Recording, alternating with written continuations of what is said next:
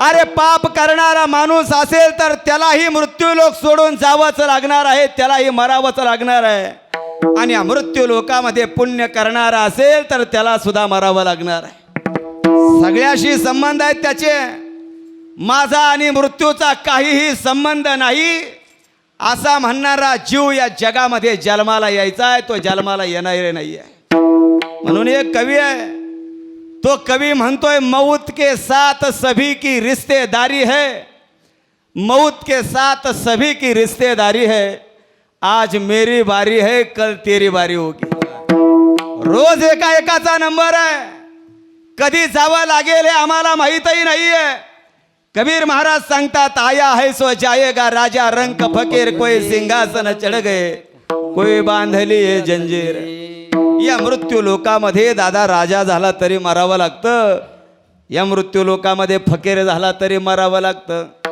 कोणालाही राहण्याचा अधिकार या मृत्यू लोकामध्ये नाही आहे. काळ फार निर्दयी आहे.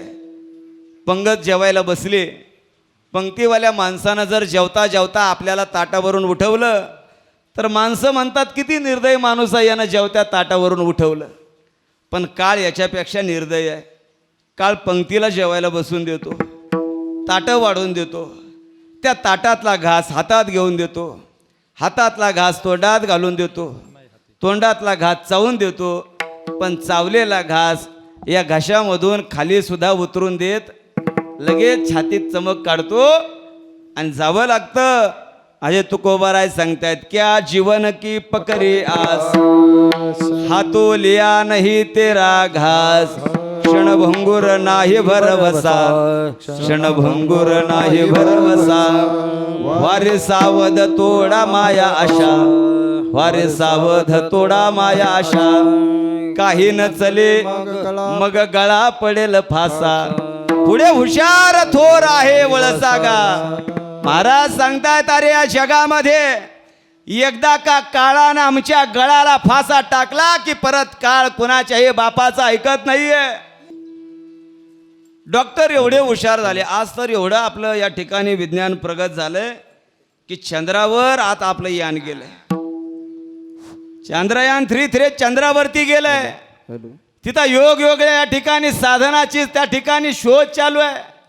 चंद्रावर पाणी आहे की नाही हे पाहण्यासाठी तिथपर्यंत यान आज आमचं त्या ठिकाणी भरारी मारतंय फिरतंय. आज एवढं प्रगत विज्ञान आहे की आम्ही जन्माला येण्याच्या अगोदर डॉक्टर सांगतात अमुक अमुक तारखेला डिलिव्हरी होणार आहे.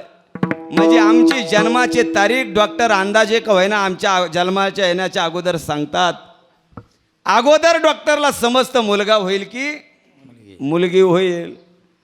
आज एवढं विज्ञान प्रगतशील आहे की आज आम्हाला आमच्या जन्माची तारीख डॉक्टर अंदाजे सांगतात की या तारखेला डिलिव्हरी होणार आहे. एवढे डॉक्टर हुशार आहेत.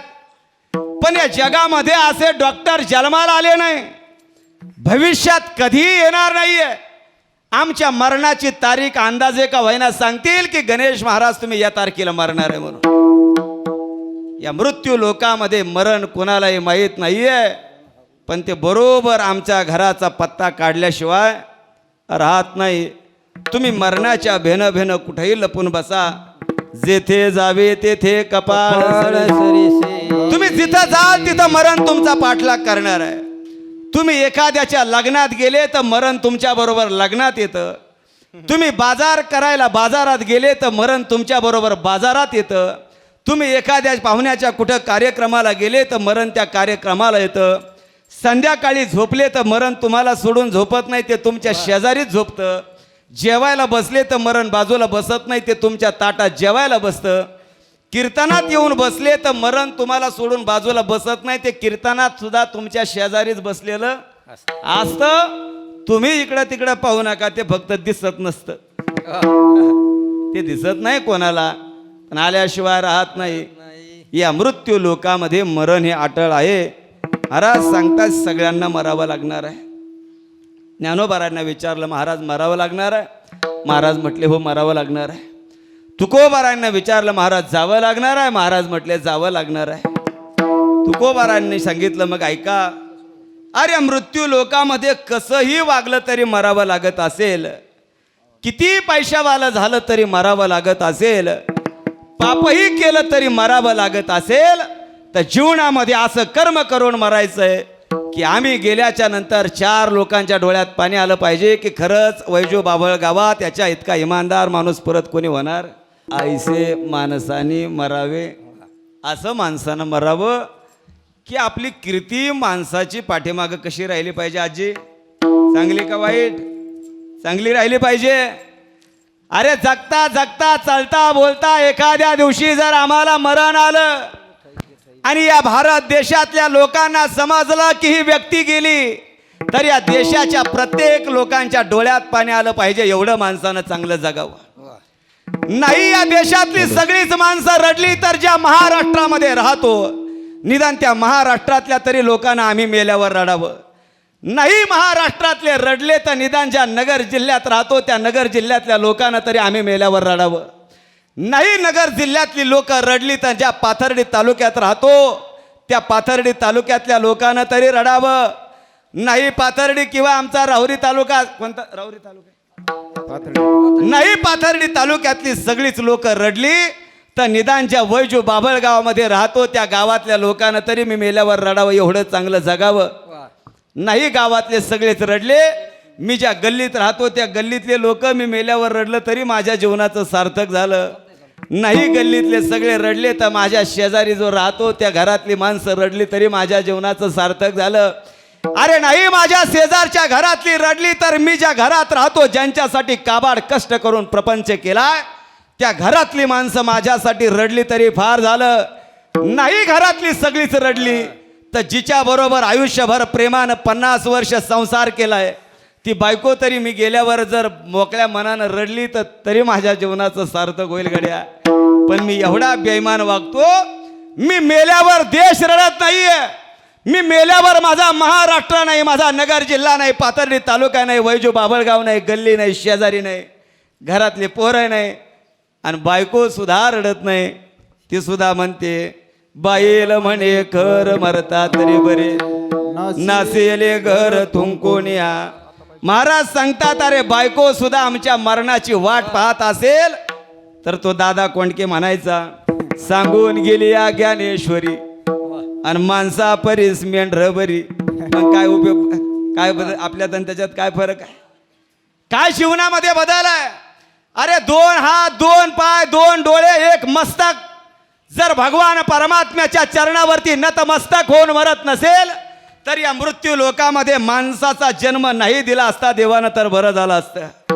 जुनी माणसं म्हणायची ज्या बोंडाला कापूसच येत नाही त्याला बोंड म्हणू नका आणि ज्या मुखातून हरिनामच बाहेर पडत नाही त्याला तोंड म्हणू नका. अरे जे वाऱ्यानं हलत नाही त्याला पान म्हणू नका आणि ज्याला चांगला ऐकायची सवयच राहिलं नाही त्याला कान म्हणू नका. ज्या लेकराला पाहिल्यावर जिला पाना फुटत नाही तिला गाय म्हणू नका आणि जिला आपलं लेकरूच ओळखता येत नाही तिला माय म्हणू नका.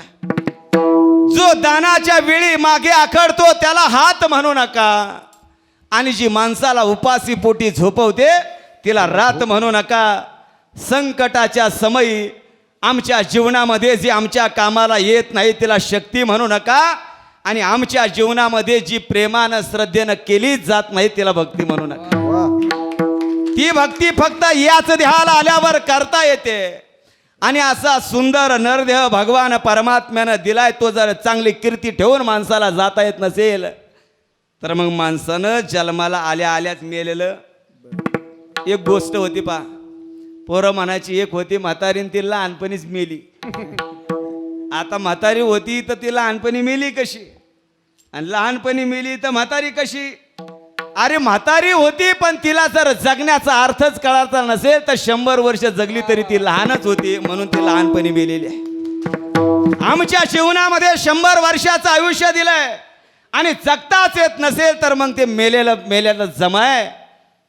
वय वर्ष फक्त 22 आहे माझ्या ज्ञानोबारायांचं. पण समाधीला जाताना जगाचा मालक एका हाताला धरून ढसाढसा रडत होता, एका हाताला निवृत्तीनाथ धरले होते, निवृत्तीनाथ रडत होते आणि दोघांच्याही डोळ्यातून पाण्याच्या धारा लागल्या होत्या गड्या. 22 वर्ष जगणाऱ्या योग्यासाठी जर जगाचा मालक रडत असेल आणि 80 वर्ष जगणाऱ्या टोनग्यासाठी घरातली माणसं मरायची वाट पाहत असेल तर काय जीवनाचा अर्थ आहे आमच्या?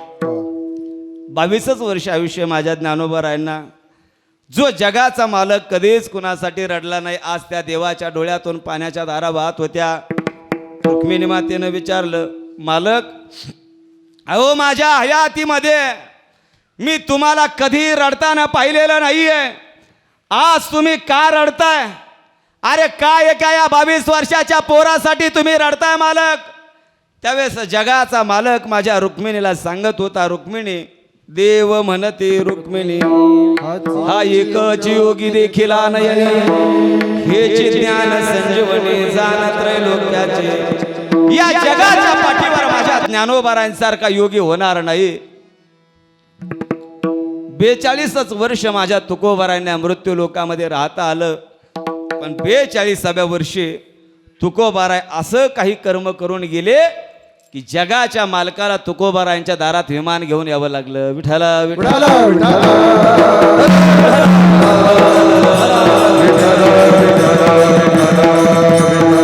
आम्ही जन्माला आल्यावर जर आम्हाला चांगलं जीवन जगून जाताच येत नसेल तर या मृत्यू लोकामध्ये आम्ही जन्माला न आलेले बरे आहेत.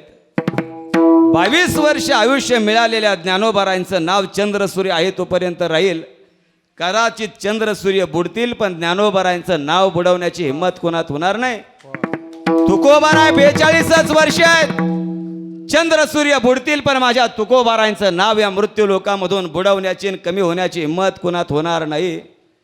52 वर्ष या महाराष्ट्राच्या आराध्य दैवत छत्रपती शिवाजी महाराजांना आयुष्य मिळालं, पण त्या 52 वर्षामध्ये असं काही कर्म करून हा महाराष्ट्राचा राजा गेलाय की शत्रूलाही हेवा वाटावा. आणि जे औरंगजेबानं आयुष्यभर मारण्यासाठी प्रयत्न केले त्या औरंगजेबाच्या डोळ्यात माझे राजे गेल्यावर पाणी यावं.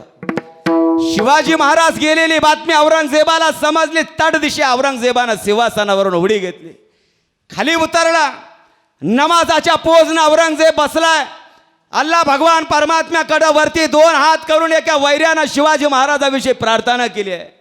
आणि तो औरंगजेब त्या अल्लाह भगवान परमात्म्याला सांगतोय, भगवान अरे आज हा माझा जरी शिवाजी महाराज शत्रू असला तरी या महाराष्ट्राचा वाली होता.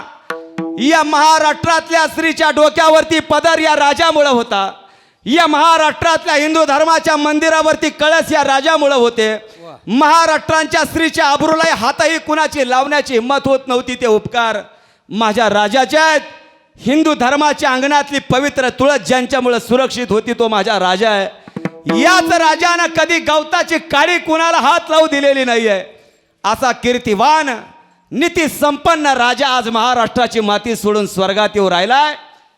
औरंगजेब वैरी असूनही प्रार्थना करतोय, अल्लाह भगवान माझ्याही जीवनामध्ये जर मी कधी थोडंफार पुण्य केलं असेल तर ते माझं पुण्य या महाराष्ट्राच्या राजासाठी खर्च करा आणि राजाला स्वर्गामध्ये येण्यासाठी स्वर्गाची दारे खुलं करा. ही एका वैर्यानं आपल्या जीवनाविषयी केलेली प्रार्थना. आम्ही जन्माला आल्यावर वैर्यालाही जर आम्ही मेलो जगून तर दुःख होत असेल तर आमच्या जगण्यात मजा आहे. आणि आम्ही मेल्यावर घरातली माणसंही हसत असतील तर मग आमच्या जीवनाचा काही अर्थ नाही आहे. जगद्गुरु तुकोबारायांच्या दारात जगाचा मालक ज्या दिवशी विमान घेऊन उभा राहतो, जगद्गुरु तुकोबाराय भगवान परमात्म्याच्या विमानामध्ये बसतायत. आणि जगद्गुरु तुकोबाराय ज्या दिवशी भगवान परमात्म्याच्या निजधामाजवळ जात आहेत, तुकोबारायांच्या मुखातून शब्द येतात, गड्या मी आज 42 वर्ष केलेला परमार्थ जगाच्या मालकाच्या कृपेनं आज फळाला आलाय आणि माझ्या जीवनातला शेवट आज खऱ्या अर्थानं गोड झाला.